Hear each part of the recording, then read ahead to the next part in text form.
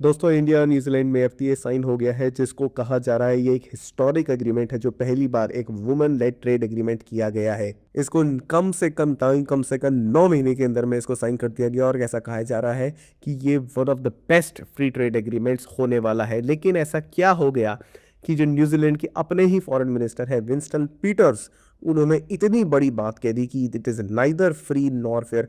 आखिर ऐसी बात क्या हो गई? क्या ऐसा कभी होता है कि अगर आपकी कंट्री के खुद कॉमर्स मिनिस्टर ने अगर साइन किया है कोई एफटीए और आप ही के कंट्री का फॉरेन मिनिस्टर खुद ये कह रहे हैं कि it is neither free nor fair?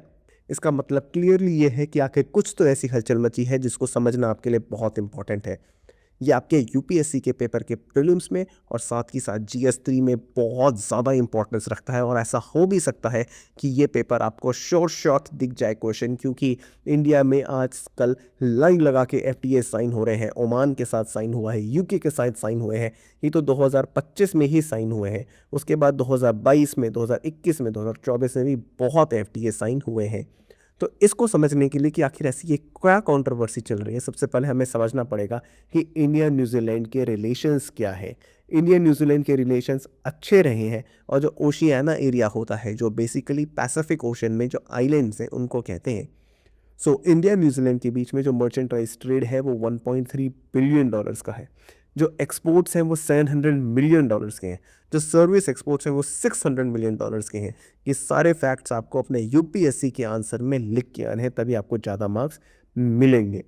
साथ के साथ अगर आप एक बात देखें कि इंडिया के एक्सपोर्ट्स टू न्यूजीलैंड कितने हैं और इंडिया के इंपोर्ट्स टू न्यूजीलैंड कितने हैं, तो अगर आप देखें कि इंडिया न्यूजीलैंड को 547 मिलियन डॉलर का एक्सपोर्ट करता है और 587 मिलियन डॉलर्स का इंपोर्ट करता है नेट में, अगर हम देखें तो आखिर इस प्रोविज़न की मेन बातें हैं वो क्या है?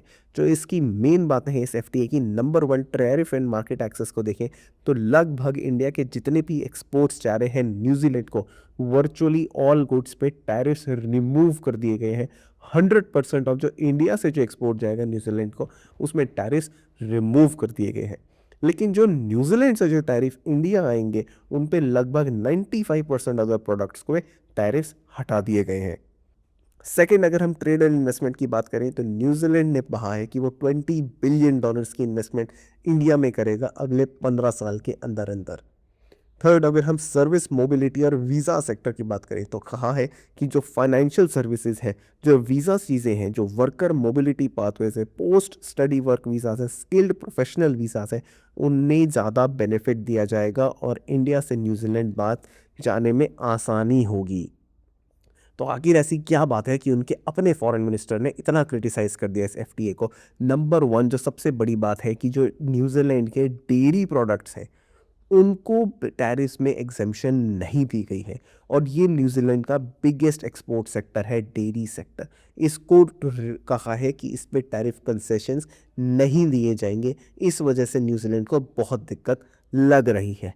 Second, about immigration and labour mobility, ऐसा कहा जा रहा है कि अगर आप इतने ज़्यादा वीज़ा और वर्कफोर्स मोबिलिटी दे दोगे तो जो न्यूजीलैंड के सिटीजन्स हैं उनको ज़्यादा प्रॉब्लम फेस करनी पड़ेगी।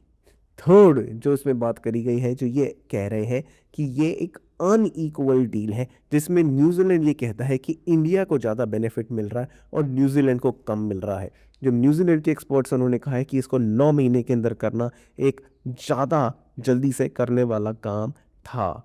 ये वाली जो मेन चीज़ें हैं आपने देखी कि जो इंडिया और न्यूजीलैंड का एफटीए साइन हुआ है, ये मेन प्रोविजंस है और ये मेन कंसर्न्स है। तो जब आपसे यूपीएससी में आंसर्स पूछा जाए, सबसे पहले आपको बताना है कि एफटीए क्या होता है। एफटीए एक अग्रीमेंट होता है जिसमें आप ट्रेड की बात करते हो, लेकिन सर्विसेज की भी बात करते हो, लेकिन मोबिलिटी की भी बात करते हो, लेकिन वीज़ास की भी बात करते हो, लेकिन इन्वेस्टमेंट की भी बातें करते हो। फिर आप बताएंगे कि इसमें मेजर प्रोविजंस क्या है, फिर आप बताएंगे कि कंसर्न्स क्या है, फिर आप सोल्यूशन देंगे, वे फॉरवर्ड देंगे कि जो भी है बैठ के बात कर लो, एफटीएस को अच्छे से साइन करो।